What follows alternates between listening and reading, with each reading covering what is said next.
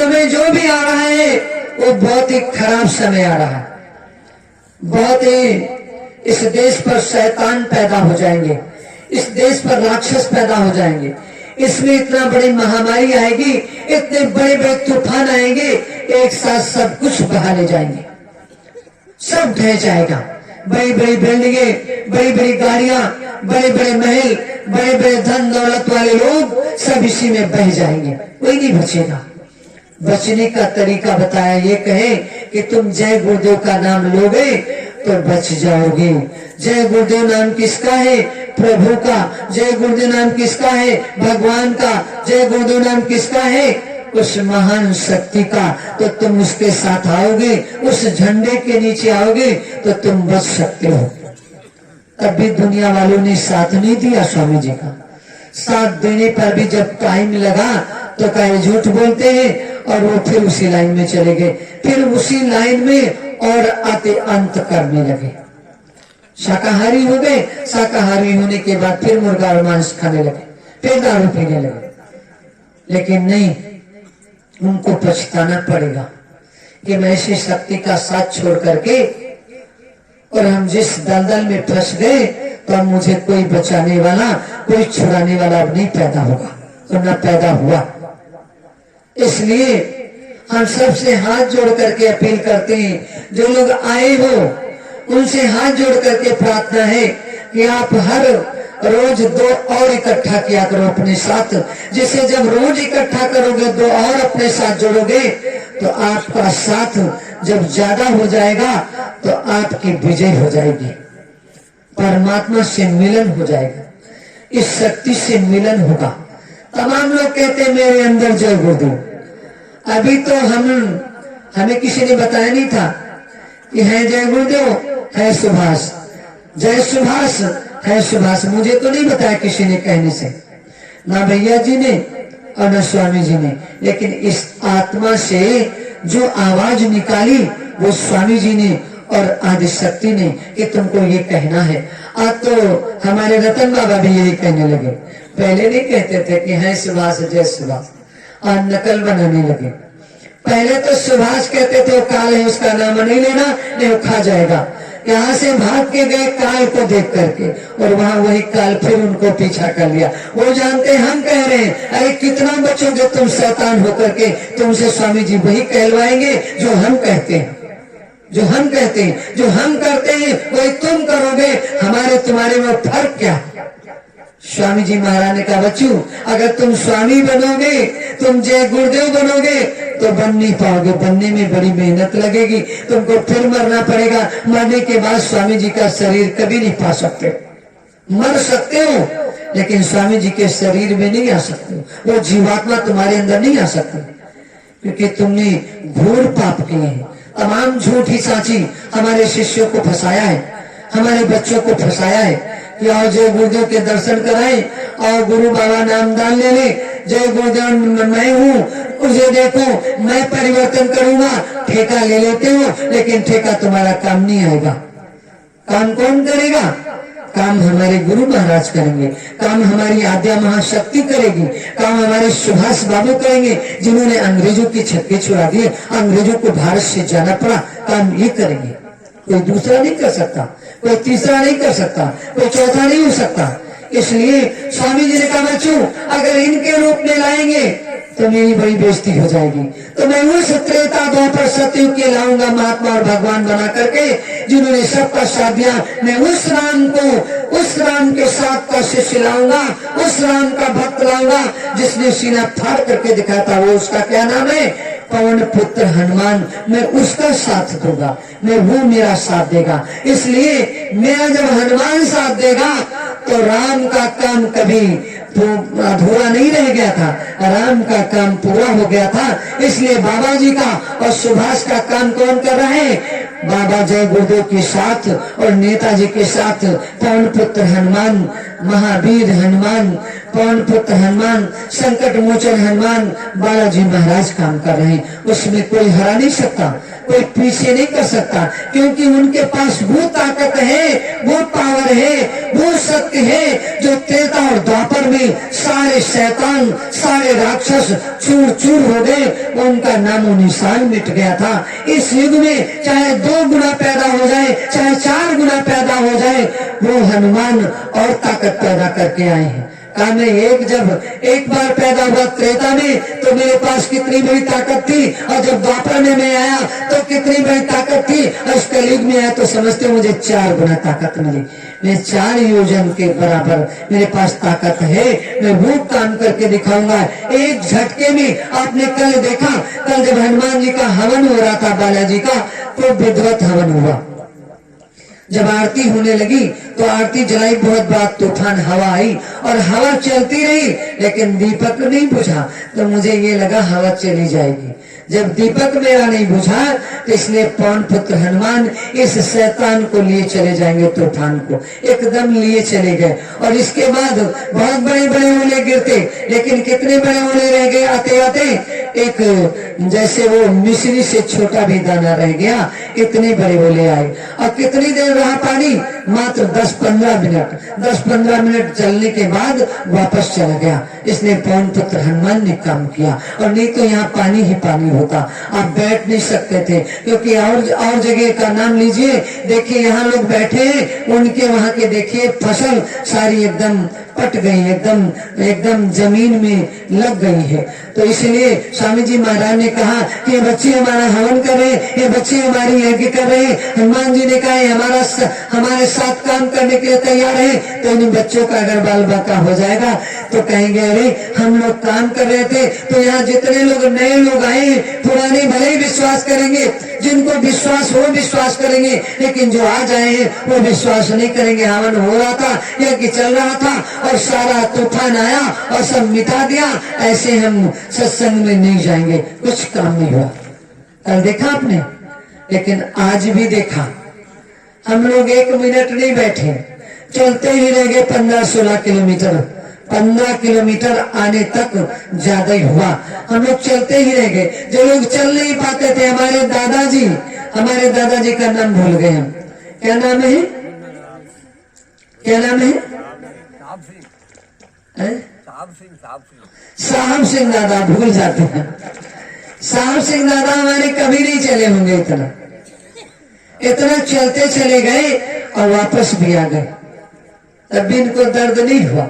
हम पूछने लगे दादा दर्द क्या? अरे दर्द नहीं, लेकिन बड़ी एक किस्मत की बात है, बड़ी सौभाग्य की बात है। आज का दिन बहुत कीमती, एक तो नया साल और शक्ति का दिन और नया साल, और अपनी शक्ति से अपनी ताकत मांगने गए थे। आज कितना शुभ दिन है, वो भी दिन भी बहुत बढ़िया। श्री गणेशाय नमः। आज गणेश भगवान का श्री गणेश हुआ। आज का दिन सब कुछ बढ़िया, इसलिए आज से हमारा काम शुरू हो गया। आज से हमारा काम शुरू हो गया। आज से परिवर्तन का रास्ता एकदम चल गया, तैयारी हो गई, परिवर्तन का रास्ता एकदम बन गया। जहां से शुरुआत हुई और जहां से अंत होगा वो भी दिख रहा है। अंत भी यही शक्ति तक होगा, और शुरुआत भी कहां से होगी? सतयुग तीर्थ से। सतयुग तीर्थ का सत्य और शक्ति का एक ही राशि है। सतयुग तीर्थ, आवाज शक्ति के पास हम गए, एक ही राशि को रोक नहीं सकता। और आज का दिन श्री गणेश, आज के दिन से हम श्री गणेश कर दिए नए साल।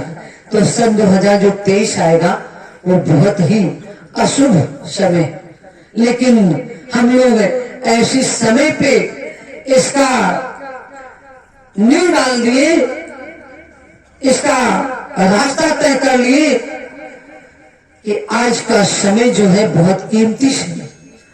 आज की डेट लिख लेना, जब भी काम होगा। आपने श्री गणेश कर दिया है, इस 23 से 24 तक लोग देखेंगे कि सतयुग तीर्थ में 50, 100, 200 आदमी बहुत ज्यादा आते थे, लेकिन एकदम से 23 में 2 लाख कैसे हो गए? ये 5 लाख कहां से बढ़ गए? ये 10 लाख कहां से आ गए? कोई शक्ति नहीं दिखती थी।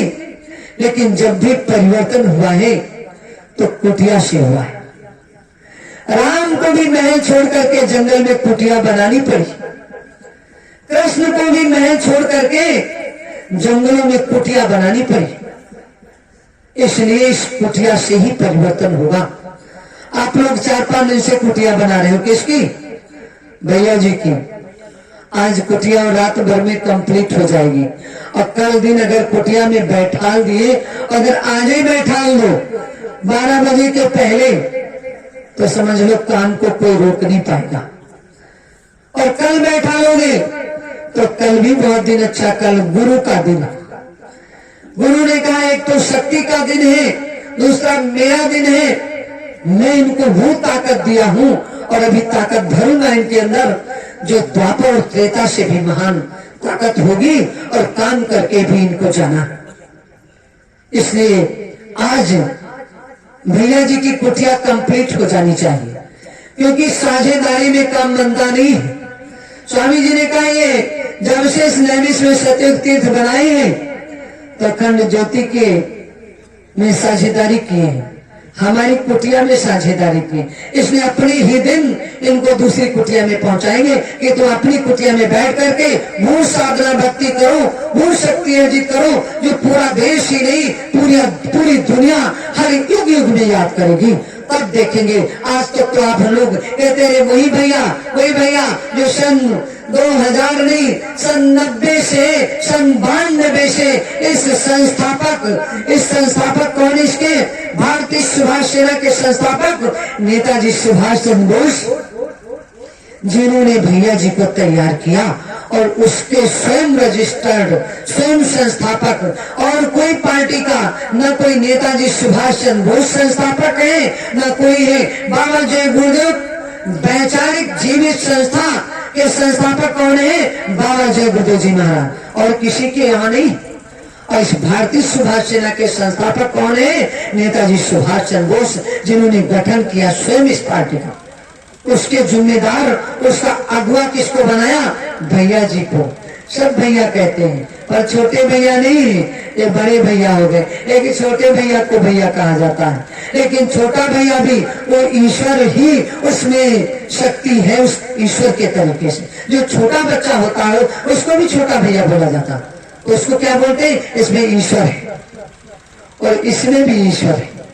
ये बड़ा भैया हो तो भैया, और छोटा भैया हो तो भैया। इसलिए इस भैया में वो ताकत है जितनी कृष्ण में ताकत थी, जितनी राम में ताकत थी, जितनी कृष्ण में, जितनी हरिश्चंद्र में ताकत थी। क्योंकि जैसे हरिश्चंद्र ने अपना राजपाट छोड़ दिया था, अपना परिवार छोड़ दिया था, अपने बीवी बच्चे छोड़ दिए थे, उसी तरीके से देखा जाए तो आप लोग अभी भैया जी बता रहे थे कि आप लोग जब घर से फोन आता, अरे हमारी बीबी के बुखार है जल्दी आ जाओ, लग रहा है बीबी की टांग पकड़ोगे, अरे वो दवा लेकर के ठीक हो जाए, आयो जल्दी आओ, गाय बीमार है, गाय बच्चा दे चुकी लेकिन लगाने वाला कोई नहीं, तुम ही लगाओगे, जल्दी आओ। तो सत्संग छोड़ करके भाग गए, का बहुत इमरजेंसी। लेकिन भैया जी से पूछो, कभी इन्होंने ये कहा है कि आज इमरजेंसी मेरे घर से फोन आया है, मेरी बीवी ने फोन किया है, मेरे बच्चे ने फोन किया है, मेरे पिताजी ने फोन किया है, मेरे परिवार वालों ने फोन किया है, मेरे रिश्तेदारों ने फोन किया, मुझे जाना जरूरी, मैं सत्संग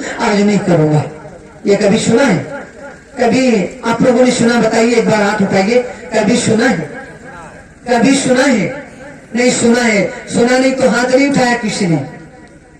अगर किसी ने सुना है तो हाथ क्यों नहीं उठाया? हाथ उठाना चाहिए भाई। किसी ने नहीं उठाया, राजेश भैया ने भी नहीं उठाया, क्योंकि ये तो अपनी बीबी साथ रखते हैं, इसने हाथ नहीं उठाया।